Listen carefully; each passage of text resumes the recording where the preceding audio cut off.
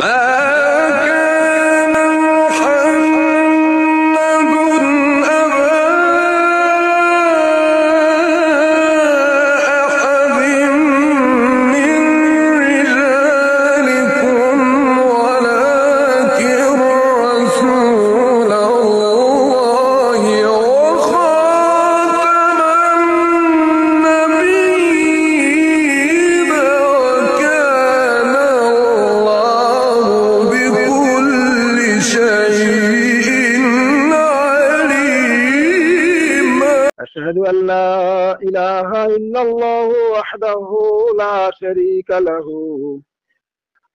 وأشهد أن محمدا عبده ورسوله।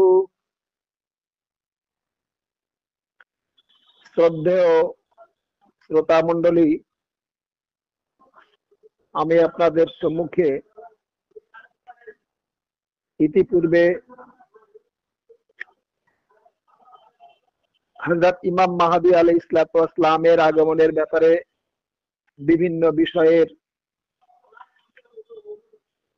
ব্যাখ্যা দিয়েছি এবং বিভিন্ন পর্ব আপনাদের সম্মুখে উপস্থাপন করেছি। আজ এবং গত পর্বে আপনাদের সম্মুখে সূরা তাকবীরের কিছু আয়াত, বাক্য বা বাক্যাংশ, তার শাব্দিক অর্থ সহ বা বাহ্যিক ব্যাখ্যা সহ উপবেশন করেছিলাম। আজকের সেই সূরার বাক্য বা বাক্যাংশের কিছু আধ্যাত্মিক তথ্য নিয়ে আপনাদের সম্মুখে আলোচনা করব, যেগুলো বাহ্যিকভাবে যদি বিশ্বাস করা হয়, পবিত্র কোরআনের এমন বহু আয়াত রয়েছে যে আয়াতগুলো বাহ্যিক যদি অর্থ করা হয় এবং বাহ্যিকভাবে যদি সেগুলি মেনে বিশ্বাস করা হয়, তো ধর্মের মধ্যে অনেক গরমিল দেখা দেবে। কারণ সে আয়াতগুলি হলো আয়াতে মুতাশাবিহাত, অর্থাৎ আলংকারিক শব্দ যার অর্থরূপক হবে। তো দর্শনের জ্ঞান যাদের মধ্যে আছে তারা সেই আয়াতগুলি উপলব্ধি করতে অতি সহজ তাদের পক্ষে হবে। যাদের মধ্যে দর্শনের জ্ঞান নেই, আয়াতগুলি উপলব্ধি করতে তাদের জন্য একটু কঠিন হবে। যেমন মনে করুন সূর্য ও চন্দ্র শব্দদ্বয় যা আল্লাহ তাআলা পয়গম্বরগণের ক্ষেত্রে বুঝানো হয়েছে। পবিত্র হাদিসে বা কোরআনে যে আয়াতগুলি, যে বাক্য বা বাক্যাংশগুলি এসেছে, যে শামস যার অর্থ সূর্য, কামার যার অর্থ চন্দ্র, নুজুম বা নাজম যার অর্থ তারকা ইত্যাদি, তদ্বারা এই দৃশ্যমান বিশ্বের কেবল প্রাকৃতিক সূর্য ও চন্দ্রকে বুঝায় না, বরং তারা এই শব্দদ্বয়ের বিবিধ অর্থ পোষণ করেছেন। আল্লাহ তাআলার পক্ষ থেকে যে সকল নবী, রাসূল, মুজাদ্দিদগণ এসেছিলেন, সংস্কারকগণ এসেছিলেন, তারা যে অর্থ করেছেন সেই অর্থে আমাদেরকে বোঝা উচিত। নিজ নিজ তরফ থেকে কোনো অর্থ বা কোনো ব্যাখ্যা দিলে সেটা গরমিল হবে এবং ভুল হবে। প্রকৃত দৃষ্টান্ত তারা এদের জন্য একটি বিশেষ অর্থ সংযোগ করে দিয়েছেন। এরূপে এক অর্থে সূর্য শব্দ দ্বারা ঐশী সত্যের সকল সূর্যকে বুঝিয়েছেন, যারা সেই আদিম প্রভার প্রভাত হতে উদিত হন এবং উচ্চতম স্বর্গ হতে ঐশী অনুকম্পার বদান্যতার কিরণ বিস্তার করে পৃথিবী পরিপূর্ণ করেন।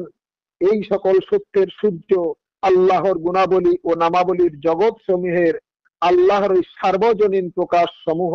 ঠিক এরূপ ভাবে যেরূপ দৃশ্যমান প্রাকৃতিক সূর্য সেই একক সুপ্রশংসিত আল্লাহর আদেশক্রমে পৃথিবীর সকল দ্রব্যাদির বিকাশ সাধনে সহায়তা করে, যথা বৃক্ষ, ফল ও তার বর্ণ, মৃত্তিকা, গর্ভস্থ খনিজাদি এবং সৃষ্ট জগতে দৃষ্ট অন্যান্য দ্রব্যাদি।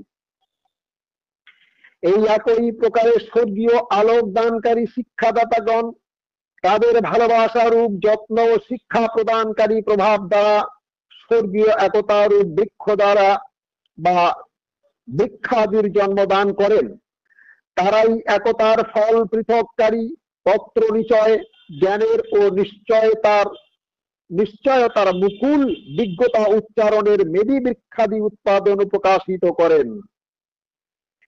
এই প্রকারে আল্লাহর এই সকল উজ্জ্বলতা প্রদানকারী শিক্ষকদের অভ্যুত্থানে পৃথিবী নূতন পরিবেশ ধারণ করে, চিরস্থায়ী জীবন সলিলের স্রোতে প্রবাহিত হয়, প্রেম ও দয়াশীলতার তরঙ্গ উদ্দোলিত হয়, অনুকম্পার মেঘরাশি পুঞ্জীভূত হয় এবং সকল সৃষ্ট জীবের উপর বদান্যতার সুশীতল সমীরণ প্রবাহিত হয়।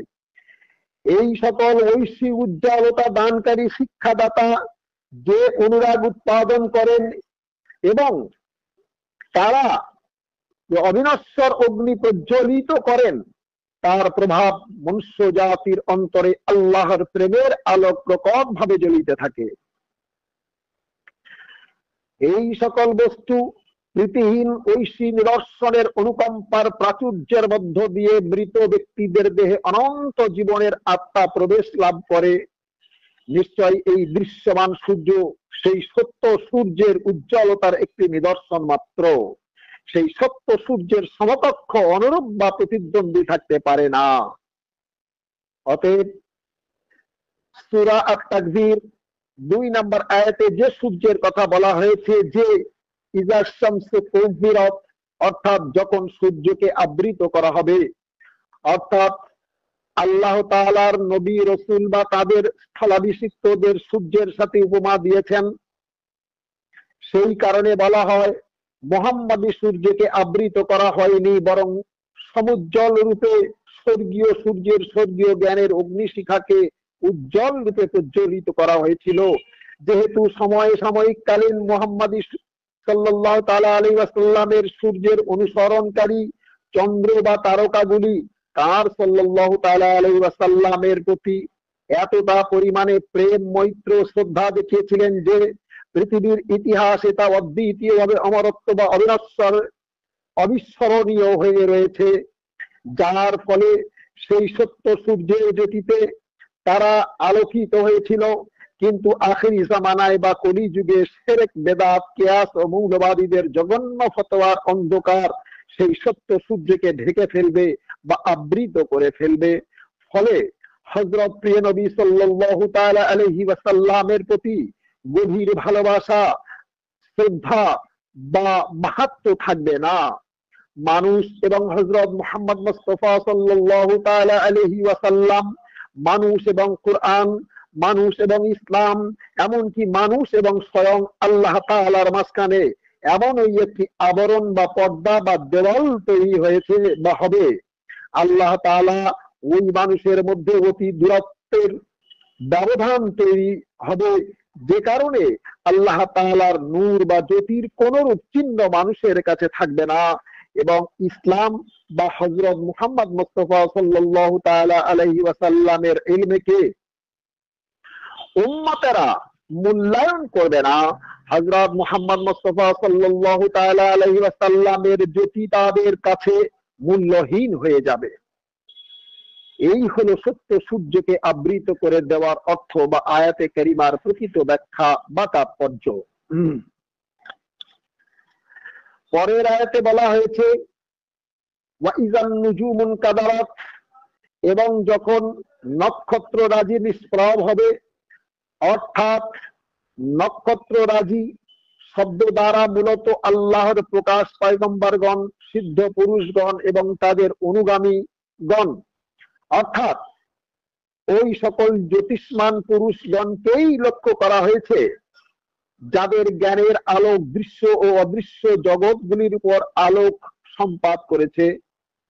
আর এক অর্থে এই সকল শব্দ দ্বারা পূর্ববর্তী ও পরবর্তী ধর্মবিধানের ধর্মাচার্যদের লক্ষ্য করা হয়েছে, যারা প্রত্যেক পরবর্তী ঐশী বিধান অবতরণের সময় জীবিত থাকে এবং যারা তাদের হস্তে ধর্মের কর্তৃত্বভার ধারণ করে। যদি এই সকল ধর্ম নেতারা পরবর্তী অবতীর্ণ বাণীর আলোকে আলোকিত হয়, তবে তারা আল্লাহর নিকট গ্রহণযোগ্য হবে এবং তারা চিরস্থায়ী আলোকে উজ্জ্বল হবে। অন্যপক্ষে তাদেরকে অন্ধকারে নিমগ্ন বলে ঘোষণা করা হবে, যদিও বাহ্য দৃষ্টিতে তারা মানুষের নেতা থাকবে। কারণ বিশ্বাস ও অবিশ্বাস, শুভত ও ভ্রান্তবত, সুখ ও দুঃখ, আলোক ও অন্ধকার, এইগুলি যিনি সত্যের সূর্য তারই অনুমোদনের উপর নির্ভর করে।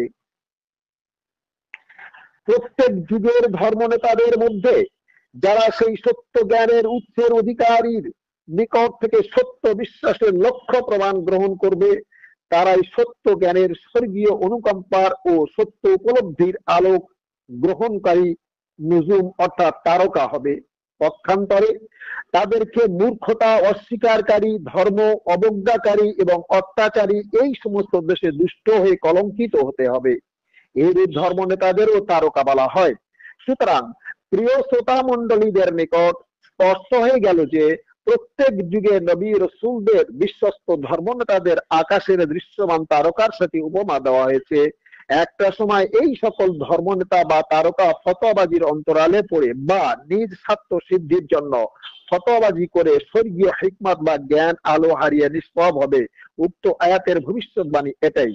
অর্থাৎ যে সকল ধর্ম নেতারা যতদিন ঐশী অবতার হযরত মুহাম্মদ মুস্তাফা ইসলাম সহ আরো পূর্বে যত নবী রাসূলগণ এসেছিলেন তাদের পরিপূর্ণ ইতাআত বা অনুসরণ করেছিলেন, তাদেরকে তখনও তারকা বলা হয়েছিল।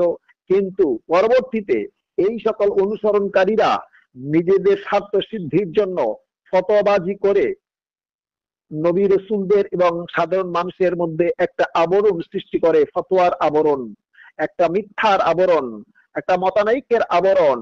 হ্যাঁ, সেই কারণে এই যুগের মানে পবিত্র কোরআনে এই আয়াতের ভবিষ্যৎবাণীতে বলা হয়েছিল যে মানে ওয়াইসান নুজুমুন কাদারাত, অর্থাৎ তারকারাজি যখন নিষ্প্রভ হবে, হযরত মুহাম্মদ মুস্তাফা সাল্লাল্লাহু তাআলা আলাইহি ওয়াসাল্লামের পরে তার সাহাবীদের মধ্যে যে সকল মানে সাহাবী অর্থাৎ তারকা ছিলেন, মানে উম্মতের তারকা বলা হয়। যেমন রাসূলুল্লাহ সাল্লাল্লাহু তাআলা আলাইহি ওয়াসাল্লাম বলেছিলেন, আস-সাহাবী কান নুজুম, আমার এক একটা সাহাবী আকাশের নক্ষত্র স্বরূপ। আকাশের নক্ষত্রের সঙ্গে তুলনা করা হয়েছে, বাহ্যিক তারকা নয়। তদ্রূপ ওই তারকারা যেমন মানে আলো দান করে বিশ্ব জগৎকে, ঠিক তেমনি উম্মতে মুহাম্মাদীর তারকা তারাও মানব জাতির জন্য বা উম্মতদের জন্য আলো দেবে বা আলো দিত। পরবর্তীতে তারা তাদের আলো হারিয়ে ফেলবে, এতটা মতানৈক্য তৈরি হয়ে যাবে এবং এতটা ফতোয়াবাজি এবং স্বার্থ সিদ্ধির জন্য মানে মৌলবাদ ধর্মের যাজকবর্গরা এত নিজ পথে নামবে। তাই প্রত্যেক তীক্ষ্ণ বিচার বুদ্ধি সম্পন্ন দ্রষ্টার পক্ষে এটা সুস্পষ্ট প্রকটমান যে ঠিক যে রূপে সূর্যের দীপ্তিমান আভার সম্মুখে তারকার নিষ্প্রভ হয়, সেই রূপ পার্থিব জ্ঞান, বিজ্ঞতা, বুদ্ধির অধিকারী বাহ্যিক উজ্জ্বলতা সম্পন্ন ব্যক্তিও যখন সে সত্যের সূর্যের স্বর্গীয় জ্ঞানালোক জল দিবা করে অতুজ্জ্বল প্রভাব সমূহের সম্মুখীন হয়, তখন সে শূন্যতায় পরিণত হয়। এমনি ভাবে শামস অর্থাৎ সূর্য, কমার অর্থে চন্দ্র, নজম অর্থাৎ তারকা, জাবাল অর্থে পর্বত ইত্যাদি শব্দগুলির মাধ্যমে আল্লাহ তাআলা নবী রাসূল মুজাদ্দিদ খলিফা এবং তদীয় সাহাবায়ে কেরাম রিজওয়ানুল্লাহি তাআলা আলাইহিম আজমাইনদের উপমা দিয়েছেন। প্রত্যেক যুগের ধর্ম নেতারা বা রাষ্ট্রের বড় বড় নেতারা ওই সকল জ্যোতিষ্ক এবং সাধারণ মানুষের মাঝে ভয়াবহ ফতোয়াবাজির দেওয়াল তুলে প্রতিবন্ধকতা সৃষ্টি করে। আর এটাই হলো চন্দ্র, সূর্য বা তারকারাজির আলোক নিষ্প্রভ হওয়ার তত্ত্ব কথা। মৌলবাদীদের ভয়াবহ ফতোয়া এবং তাদের কুশিক্ষা বা ধর্মের নামে নিরাভরণ কেচ্ছা কাহিনী যা সমাজ প্রচলিত আছে, তা হলো স্বর্গীয় শিক্ষার সম্মুখে আবরণ স্বরূপ। পবিত্র বাক্যোচ্চারণকারী সকল স্বর্গীয় শিক্ষাদাতা যারা সত্য জ্ঞানের তাৎপর্য ব্যাখ্যা করেন, তাদের শিক্ষার কাছে এই সকল নারকীয় শিক্ষার দুর্গন্ধ যা পৃথিবীকে অন্ধকারাচ্ছন্ন করেছে, এরা বা এদের শিক্ষা ওই সকল স্বর্গীয় সত্য সূর্যের শিক্ষার আলোর সামনে কখনো দাঁড়িয়ে থাকতে পারে না। অতএব এই যুগের যুগ্ম মসিহ মাউদ আলাইহিস সালাতু ওয়াস সালাম, যিনি স্বর্গীয় প্রেরণার নিহিত অর্থ আবিষ্কারক, যিনি স্বর্গীয় জ্ঞানের রহস্যাবলীর ভান্ডার স্বরূপ, তিনি প্রত্যেক ধর্মবিধানের সর্বাত্মক সূচক ঐশী বাণী দ্বারা প্রকাশিত যে সকল নিদর্শন প্রকাশক বাক্য অবতীর্ণ হয়েছিল তৎসমুদায়ের অর্থ ও তত্ত্বকথা সম্পূর্ণরূপে হৃদয়ঙ্গম করতে সক্ষম। একথা নিশ্চিত রূপে জেনে রাখুন যে পবিত্র কোরআন ও মসিহে ও সহি হাদিসের বর্ণিত বিবরণ হতে এটা সুস্পষ্ট রূপে প্রমাণিত প্রকাশিত হয়েছে যে হযরত মির্জা গোলাম আহমদ কাদিয়ানী আলাইহিস সালাতু ওয়াস সালাম স্বর্গীয় সাধকসার প্রতিফলিত করে এই যুগের যুগাবতার বা প্রতিশ্রুত মাসিহ হয়ে আবির্ভূত হয়েছেন, যার মধ্যে জ্ঞান রূপ সূর্যের, অভিজ্ঞতা রূপ চন্দ্রের এবং উপলব্ধি উচ্চারণ রূপ তারকারাজির আসন রয়েছে। সুতরাং শ্রোতা মণ্ডলী, এই পর্যন্ত আপনারা জানতে পারলেন যে পবিত্র কোরআনের স্বর্গীয় বাক্যাংশ সমূহ শামস, নাজম ও কামার এর তাৎপর্য বা সংক্ষিপ্ত ব্যাখ্যা। পবিত্র কোরআনে সুবহান আল্লাহ তাআলা বলেন ওয়াইযাল ওয়াহুশু হুশিরাত, এবং যখন বন্য পশুগুলিকে সমবেত করা হবে। 81 নম্বর সূরা তাকবীর 6 নম্বর আয়াত। উক্ত আয়াতের বাহ্যিক অর্থ ও ব্যাখ্যা পূর্বের পর্বে করা হয়ে গিয়েছে। এখন এর আধ্যাত্মিক বা তত্ত্বকথার সার সংক্ষিপ্ত যে সকল মৌলবাদ ধর্মের যাজক বর্গ বা ধর্মের ঠিকাদারি করে, যাদের নিকট থেকে স্বার্থে প্রণোদিত আকাঙ্ক্ষার গুঞ্জন ও উদ্যক্ত বৃথা গর্ব, মিথ্যা আত্মাভিমান ব্যতীত আর কিছুই পাওয়া যায় না, এই ধর্ম নেতাদের জঙ্গলি পশুদের সাথে উপমা দেওয়া হয়েছে। যাদের চরিত্র জঙ্গলি জানোয়ারদের অপেক্ষা ঘৃণিত, এদের থেকে নারকীয় শিক্ষার দুর্গন্ধ ছাড়া আর কিছুই পাওয়া যায় না, যা পৃথিবীকে অন্ধকারাচ্ছন্ন করে। এই সকল মৌলবাদীদের শিক্ষার বৃক্ষ অবিচার ও বিদ্রোহ ব্যতীত অন্য কোনো ফল দান করে না। এই হিংসা দেশ ব্যতীত কোনো ফল প্রসব করে না। এদের আকীদার মধ্যে মারাত্মক বিষ আছে। এদের ছায়া একটি ভাস্যকারী অগ্নি। অতএব হে শ্রোতা মণ্ডলী, এই বিষয়ে আপনারা অনুধাবন করুন, যেন অনাবৃত চক্ষে আপনারা এই সকল বক্তব্যের সত্যতা উপলব্ধি করতে পারেন। পবিত্র কোরআনে সুবহান পবিত্রময় আল্লাহ তাআলা বলেন, আমি নরকাগ্নিকে সৃষ্টি করেছি জিন ও ইনসানের মধ্যে হতে একটা বৃহৎ শ্রেণীকে জাহান্নামের ইন্ধন বানাবো বলে। অর্থাৎ বিসমিল্লাহির রহমানির রহিম, ওয়ালাকাদ যারা'না লিজাহান্নামা কাসীরাম মিনাল জিন্নি ওয়াল ইনসি লাহুম কুলুবুন লা ইয়াফকাহুনা বিহা ওয়া লাহুম আ'য়ুনুন লা ইবসিরুনা বিহা ওয়া লাহুম আযানুন লা ইয়াসমাউনা বিহা উলাইকা কালআনআমি বাল হুম আদাল উলাইকা হুমুল গাফিলুন। সুবহান পবিত্রময় আল্লাহ তাআলা বলেন, আমি নরকাগ্নিকে সৃষ্টি করেছি জিন ও ইনসানের মধ্য হতে একটা বৃহৎ শ্রেণীকে জাহান্নামের ইন্ধন বানাবো, কারণ তাদের বোধ শক্তি দেওয়া সত্ত্বেও তারা নির্বোধ হয়ে থাকে। আমি তাদের শ্রবণ শক্তি প্রদান করেছি, অথচ তারা বধিরের মতো অভিনয় করে, এবং আমি তাদের দৃষ্টি শক্তি প্রদান করেছি, অথচ তারা অন্ধের অভিনয় করে। তারা চতুষ্পদ পশু, বরং তা অপেক্ষা নিকৃষ্ট। সুতরাং ওয়াইযাল ওয়াহুশু হুশিরাত আয়াতের সপক্ষে এখানে পরিষ্কার বলে দেওয়া হয়েছে যে উলাইকা কালানাম, তারা চতুষ্পদ জন্তু, বাল হুম আদাল, তার থেকেও আরো খারাপ।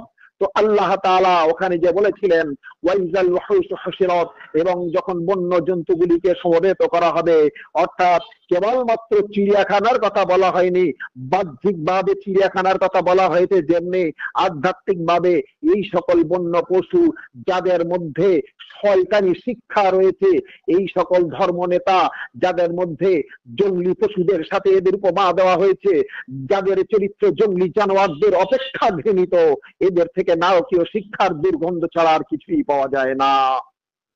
আল্লাহ তাআলা তাদের সম্পর্কে বলেছেন উলাইকা কালানাম, এরাই হলো চতুষ্পদ পশু, বাল হুম আদাল, এরা তার থেকেও খারাপ। এই সকল পশুদেরকে আল্লাহ তাআলা বলছেন যে এমন একটা যুগ আসবে যেই যুগে তাদেরকে একত্রিত করা হবে। অর্থাৎ আল্লাহ তাআলার পক্ষ থেকে প্রতিশ্রুত মসিহ মাউদ আলাইহিস সালাতু ওয়াস সালাম যখন স্বর্গীয় আধ্যাত্মিক শিক্ষা নিয়ে পার্থিব জগতে পৃথিবীর বুকে যখন আবির্ভূত হবেন, এই সকল ধর্মীয় নেতারা, এই সকল মানে ওয়াহশী পশুরা তখন সমবেত হবে ফতোয়াবাজি করার জন্য। জলসায় জলসায় মিছিলে জলসা করবে, মিছিল করবে, মিটিং করবে, এমনকি যেমন মনে করুন রাবেতা ইসলামিয়াটা শুরু করে আরো বড় বড় মানে কায়েম করেছে একত্রিত হয়ে, এবং তারা ফতোয়া জারি করেছে যে প্রতিশ্রুত মসিহ হযরত মির্জা গোলাম মোহাম্মদ কাদিয়ানী আলাইহিসসালামকে হত্যা করব, এবং সে কাফের ইত্যাদি ইত্যাদি ফতোয়াবাজি করেছে। তো এই সকল মানে মানুষদের সম্পর্কে আল্লাহ তাআলা ভবিষ্যৎবাণী করেছিলেন এবং তার ভাষায় তিনি প্রকাশ করেছেন। প্রিয় শ্রোতা মণ্ডলী, পূর্বের আগমনকারী সকল স্বর্গীয় ঐশী জ্যোতিষ্ক বা নবী রসুলদের এই সকল ধর্মের যাজক বর্গরা অহংকার বশত অস্বীকার করেছিল। ভবিষ্যতে আগমনকারী স্বর্গীয় ঐশী প্রকাশ প্রতিশ্রুত মসিহকে অবিশ্বাস করল।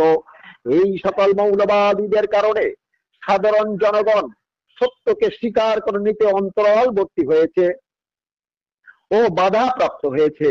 এই ঔদ্ধত্য ধর্মের যাজক বর্গরা কখনো অন্তর্ত্যাগের সলসাবিল উৎসের সুস্বাদু সলিলের স্বাদ পায়নি এবং ঐশী জ্ঞানের কাউসার ঝর্ণার পানীয় পান করেনি। তাই নশ্বর মানবাকৃতিতে অবিনশ্বর শাশ্বত সুষমার প্রকাশকে চিনবে কি করে, যখন যখন এই আল্লাহর একজন সুসংবাদ বাহক আত্মবাসনার বিপরীত কিছু নিয়ে পৃথিবীর বুকে মানব জাতির নিকট উপস্থিত হয়েছেন, তখন এই মনুষ্য জাতি বিশেষত ধর্মের যাজক বর্গ তারা অহংকারে স্ফীত হয়ে কাউকে প্রতারক বলে অভিযুক্ত করেছে এবং অপর কাউকে হত্যা করার প্রচেষ্টা করেছে। 2 নম্বর সূরা বাকারার 88 নম্বর আয়াতে পবিত্র কোরআনে লেখা আছে। এই সকল মানুষ অহুশ বা বন্য পশু, এরা এখনো পর্যন্ত তাদের ধর্মের পরমার্থ বিদ্যা সম্বন্ধীয় স্পষ্ট বিষয়াদি সম্পর্কে সন্দেহে আচ্ছন্ন এবং বাদানুবাদে মত্ত। তথাপিও তারা নিজেদের আল্লাহর বিধানের সূক্ষ্মাতি সূক্ষ্ম বিষয়াদির ব্যাখ্যাকর্তা এবং পবিত্র কোরআনের আয়াতে মুতাশাবিহাত অত্যাবশ্যকীয় রহস্যাবলীর তাৎপর্য ব্যাখ্যা দানকারী বা তাফসীরকারী বলে দাবি করে, অথচ তারা মিথ্যাবাদী।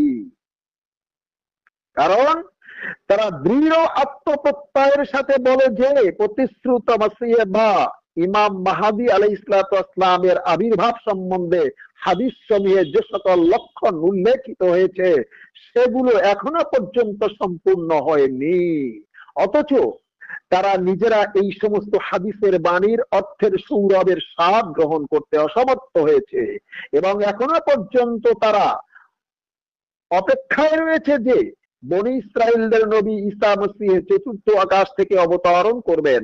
অথচ আল্লাহর পবিত্র প্রত্যাদেশ রূপে ধর্ম বিধানে বনি ইসরাইল নবী ঈসা মসীহর মৃত্যুর ঘোষণা পবিত্র কোরআনে 30টি আয়াতে ব্যক্ত করা হয়েছে।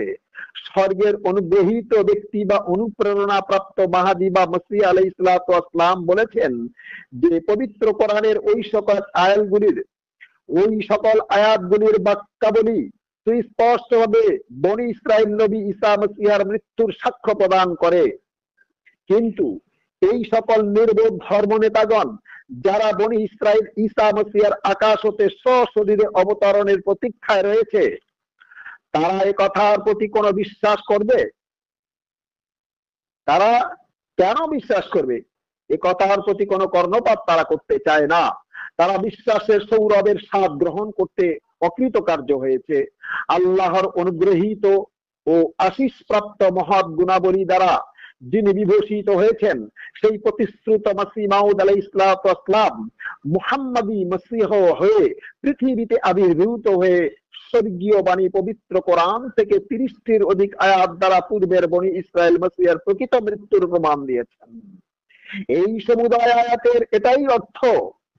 হযরত মসীহ মাউদ আলাইহিসসালাম এই প্রত্যেকটি আয়াতের অত্যন্ত বিশদ মূল বাক্যাবলীর অতীব প্রত্যয়কারী যথার্থ বিতর্ক ও অত্যুৎকৃষ্ট স্বীকৃত প্রমাণাদির সহায়তায় ব্যাখ্যা করে দিয়েছেন।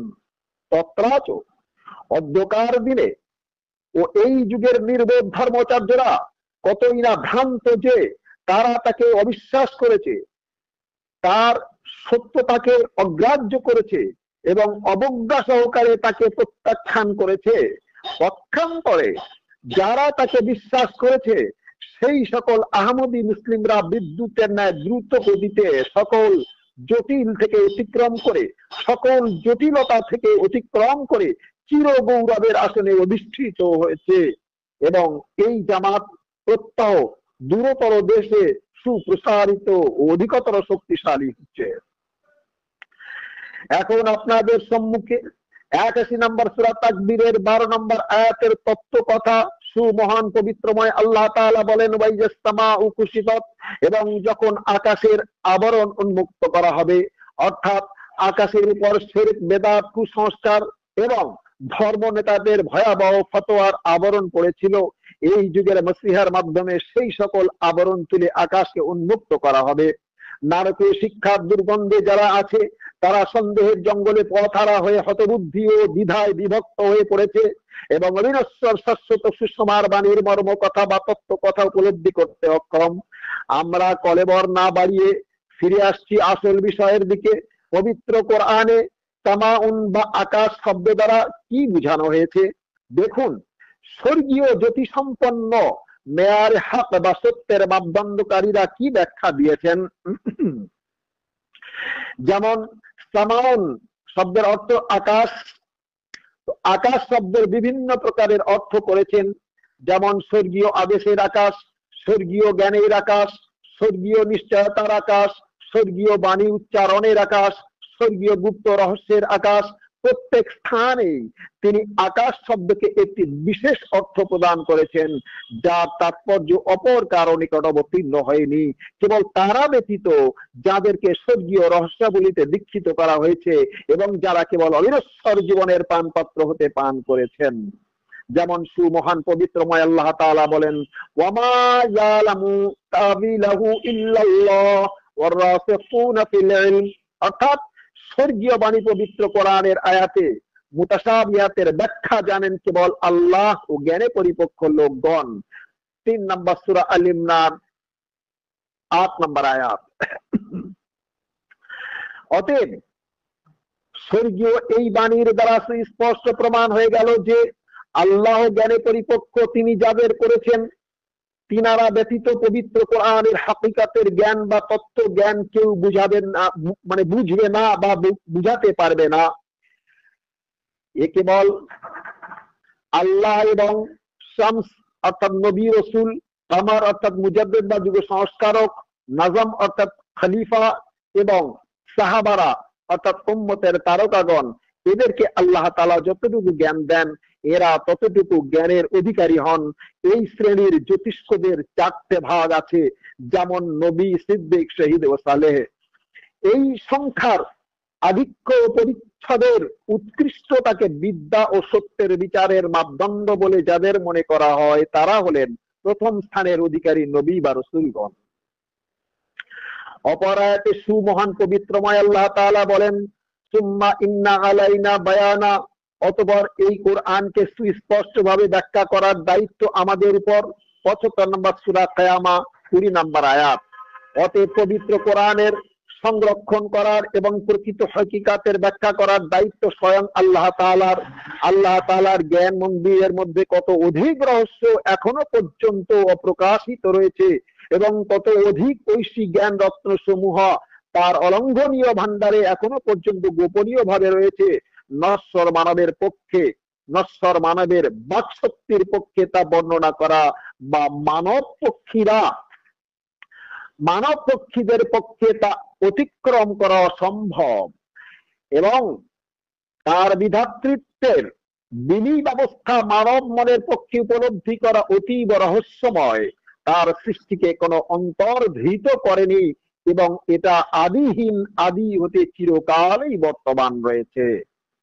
সুতরাং হে শ্রোতা মণ্ডলী, আপনাদের সম্মুখে পবিত্র কোরআনের স্বর্গীয় ঐশী বাণীর কয়েকটি আয়াত, কয়েকটি বাক্য বা বাক্যাংশের তথ্য কথা বা আধ্যাত্মিক ব্যাখ্যা সার সংক্ষেপ করে বর্ণনা করলাম।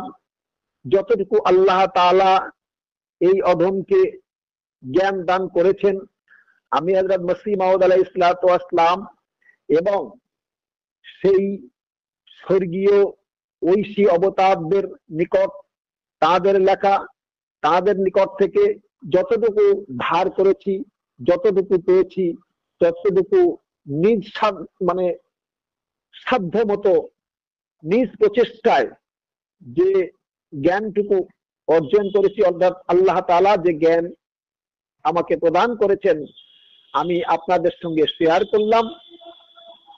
আপনারা প্রত্যেকটি বিষয়ে আধ্যাত্মিক দৃষ্টি সম্পন্ন বা আপনারা স্বাধীন চেতা হয়ে চিন্তা ভাবনা করবেন। কোন একটি দল বা মত বা একটি ফেরকার হয়ে যদি থাকেন, কিংবা চোখে যদি কোনো কালার চশমা পরে থাকেন, তাহলে যে কালারের চশমা পরবেন অন্যদেরকে সেই কালারেই দেখবেন। আর যদি চোখে কোনো চশমা না থাকে তাহলে আপনি প্রত্যেককে সঠিক দেখতে পাবেন, সে যে কালারেই হোক না কেন। আল্লাহ তাআলা আমাদের প্রত্যেককে তৌফিক দান করুক, আমরা যেন সঠিক বা স্বাধীন চেতা হতে পারি এবং এই যুগের প্রতিশ্রুত মসিহ, এই যুগের দাবিকারক যিনি আল্লাহ তাআলার তরফ থেকে এসেছেন, তিনি প্রকৃত সত্য দাবিকারক কি না, সত্যবাদী কি না, প্রকৃত মানে স্বর্গীয় ঐশী বাণীর ব্যাখ্যা দাতা কি না, তিনি আল্লাহ তাআলার পক্ষ থেকে আবির্ভূত কিনা আমরা বা আপনারা জানতে পারবেন।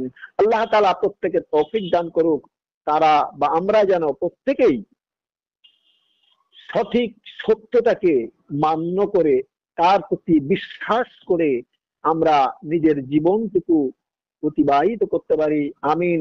ওয়া আখিরু দাওয়ানা আনিল হামদুলিল্লাহি রাব্বিল আলামিন।